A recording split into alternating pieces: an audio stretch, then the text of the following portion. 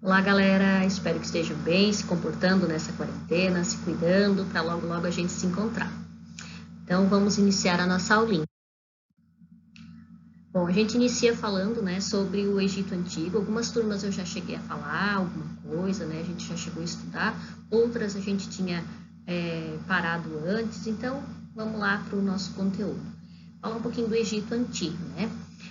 A grande maioria das pinturas do Egito Antigo, eles retratavam as cenas do cotidiano, o que estava acontecendo naquele exato momento, né? Tem uma questão da regra da frontalidade, eles usavam uma regra que a gente considera uma regra rígida, né? Que era na forma como eles pintavam as pessoas, né? Então, de que forma que eles pintavam? O rosto era sempre de perfil, tadinho, né? O olho ele ficava de frente, enquanto que o tronco ele ficava também de frente, as pernas e pés e também os braços eles ficavam colocados de lado. Então essas regras eram rígidas, tinha que ser representado dessa forma. Outra questão é a forma como eles retratavam o tamanho das pessoas, né? Então os deuses eles eram representados em tamanho grande, assim como os faraós também, né, em tamanho maior. A família desses faraós geralmente um pouco menor, e assim sucessivamente, em relação à sua importância na sociedade. Então, lá embaixo, bem pequenininho, ficariam, por exemplo, os escravos, ou as pessoas mais comuns da sociedade, né? Então, nós temos essa relação também em relação à questão do tamanho, né? Alguns deuses eram representados como uma mistura, né, de homem e animal. Isso se chamava antroposomorfismo. É um nome bem difícil, mas que significa essa mistura que eles faziam entre seres humanos e animais para representar um deus. Nós temos também a questão do renascimento. Quando a gente fala do renascimento, né, nós temos um momento muito importante da arte e que foi responsável, né, por várias transformações na sociedade. A gente está falando da arte, mas também o renascimento ele abarcou várias outras áreas, né, da sociedade. Nós temos a questão do enfraquecimento da igreja. Por que a gente tem essa relação do enfraquecimento da igreja? Né? As coisas começaram a ser explicadas de forma mais científica. Então a igreja ela começa a perder a sua força, assim como também temos a valorização do ser humano. Isso significa que eles foram estudar a fundo como é que era a musculatura, como é que essa figura humana se dava, como é que acontecia. E aí eles puderam retratar de forma mais fidedigna, né, o ser humano. Utilização de novas técnicas e materiais. A questão da perspectiva aparece ali. Nós temos essa obra aqui do Rafael Sanzio, que é uma obra bem importante, porque mostra bem essa questão da perspectiva. Uma linha do horizonte bem definida, né?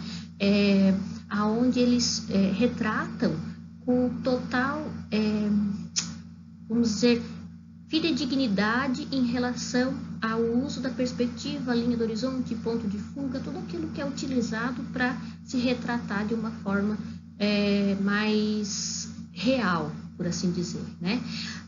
Quanto ao material, nessa época também foi criada a utilização, né, foi inventado de utilizar o óleo de linhaça misturado com a têmpera. E aí eles criaram então a tinta óleo. A tinta óleo ela foi criada nessa época e ela possibilitou que os artistas, né, pudessem trabalhar melhor a questão da luz e sombra, por exemplo, né? Leonardo da Vinci criou a questão do esfumato, que é a forma que eles utilizam para trabalhar bem essa questão do claro e escuro.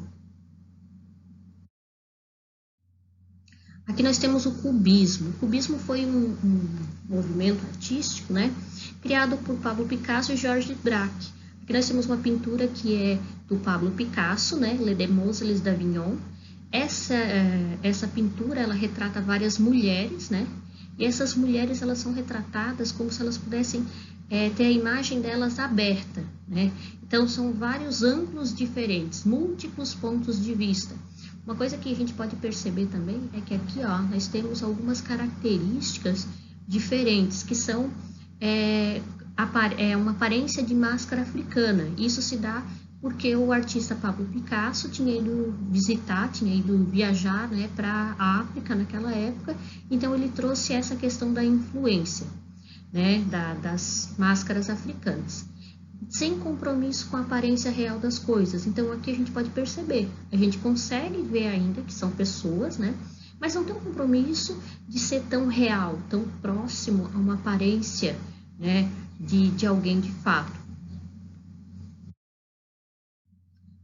Aqui nós temos então o grafite, esse grafite é da Nina Pandolfo, né? Então o grafite ele tem uma peculiaridade que a grande maioria conhece, né? Tá ali nas ruas, aparece pra gente de alguma forma, né? Essas são manifestações artísticas que geralmente utilizam esse espaço público, então ela está mais próxima ao povo mesmo. Muitas vezes trazem protesto social, nem sempre, às vezes tem uma questão, um caráter mais decorativo, mas na grande maioria tem, né, um fundo de protesto, né, tudo mais. Tanto é que às vezes tem escritas, né, que tem relação até com a questão de governo e tudo mais. É comum também encontrar essas figuras estilizadas, assim como a escrita. Muitas vezes tem palavras escritas que a gente até tem dificuldade para conseguir compreender o que está lá. Mas, na verdade, o que isso representa? Que aquela forma de escrita foi estilizada, foi criada uma forma diferente. Então, aqui eu trouxe algumas curiosidades. Aqui é o Beco do Batman, que fica em São Paulo. Isso aqui é uma rua inteira grafitada. São vários artistas, vários grafiteiros que trabalham, que fizeram suas obras lá, né? E também é algo que frequentemente está sendo mudado, conforme o grafite vai ficando feio, alguma coisa, às vezes vem outro artista e refaz, ou traz algum tema mais inovador, tá? Esse local é aberto à visitação, eu já fui lá, né? Se um dia vocês tiverem a oportunidade, vale a pena, é bem bacana conhecer esse local. Curiosidade também sobre o cubismo. Aqui nós temos, então, né? Esse aqui é um autorretrato do artista Pablo Picasso e ela faz parte do cubismo pré-analítico. O cubismo pré-analítico ele simplificava as formas, né? Mas ele deixava... A gente conseguia ainda entender o que estava sendo mostrado. Enquanto que aqui, ó, o analítico, ele tinha uma desfiguração quase total, era quase que uma obra abstrata. E também tem uma questão, o uso da monocromia. A gente vê que não existem muitas cores aqui. Nós temos o uso do marrom com o preto e o branco, né? O que nos faz perceber essa questão monocromática. A terceira fase, que é o cubismo sintético, eles tentam retomar um pouquinho do cubismo pré-analítico, porém, né, eles utilizam a questão da colagem. Então, eles simplificam a imagem, mas eles utilizam a colagem. Então, é o que difere dessa primeira fase aqui do pré-analítico para esse aqui que é do sintético. E aí, curiosidades sobre o Renascimento. O Renascimento, a gente costuma ouvir, né, que ele aconteceu na Itália e para por ali. Na verdade, o Renascimento ele ocorreu em vários outros países também. Eu trouxe aqui, né, a questão da Itália, trouxe uma obra do Michelangelo, uma pintura, né, um afresco da Capela Sistina, mas eu trouxe também aqui, ó, uma aquarela, né, de Dürer, que na verdade foi um grande artista do período do Renascimento alemão. Então, o que tem de diferente, né? Cada país ele foi sentindo essa questão do Renascimento de uma forma diferenciada. Lá na Alemanha, além do uso da aquarela, eles também desenvolveram bastante a técnica da gravura. A técnica da gravura consiste no quê? Você tem uma matriz, aonde você faz o desenho, pode ser em madeira, metal, e funciona quase como que um carimbo. Esse carimbo, ele possibilita que você consiga tirar várias cópias, né, desse mesmo desenho. Nasce ali também a questão da tipografia, que era uma caixinha onde eles colocavam várias letrinhas de metal, organizavam como se fosse uma página e eles imprimiam. Então, eles conseguiam imprimir textos, panfletos, essas coisas. Então, o Renascimento na Alemanha, ele trouxe outras técnicas. E aí nós temos também a questão do Renascimento em Portugal. O grande expoente do Renascimento em Portugal foi a questão da arquitetura. A arquitetura lá foi algo que se destacou bastante nesse período, tá? Então, nós temos também a nossa atividade, né, da página 17, que pede para que vocês criem um projeto de grafite, tá?